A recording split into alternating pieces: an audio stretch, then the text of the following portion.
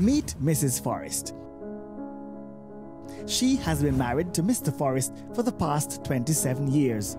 During the time of that marriage, she basically stayed home and raised her husband's 2 children from another relationship.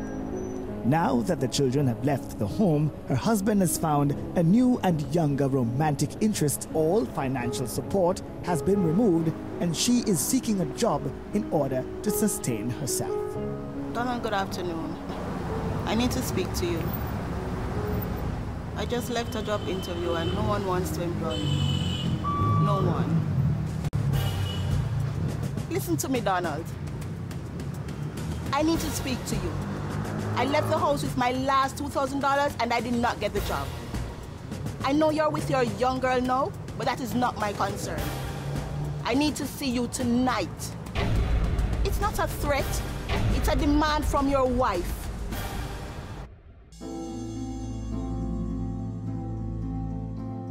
Some conflicts are simply unreasonable, where the actions of one party creates frustration in the other. Meet Dessa Jones, one of Mrs. Forrest's trusted friends. Forrest? Is why you looking like that? I did not get the job. How you finna get the job and you're so qualified? My qualification is from over 20 years ago. I haven't worked in 25 years. Why are you looking at job now? Woman empowerment?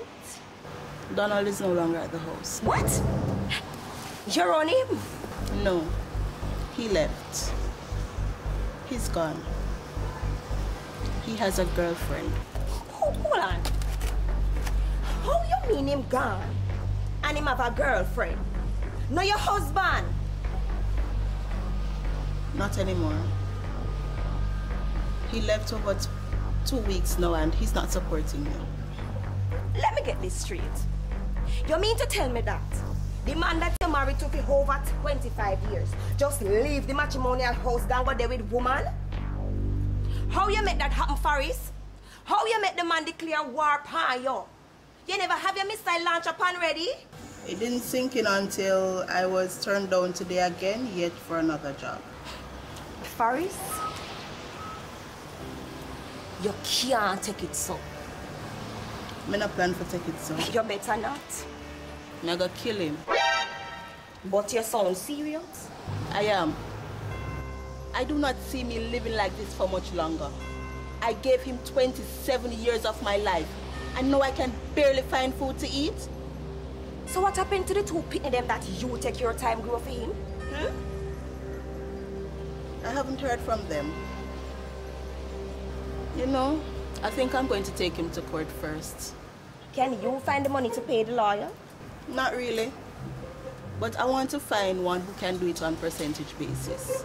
But which lawyer going to really charge a case like that if he's not sure about his money? By the way, what is your case? I am his wife. I helped him achieve most of what he has. That means I have rights. You can't just walk out on me like that. Hold on there. I know you for what, 7 years? And I never hear you talk foolishness. So, what am I for really do? Talk to him, Forrest. Talk to your husband one more time before you sue. Tell him everything on your mind and what you want to see happen. That's all. I cannot compete with a 22-year-old. What if he wants a divorce? Talk to him. A negotiation can prevent a war.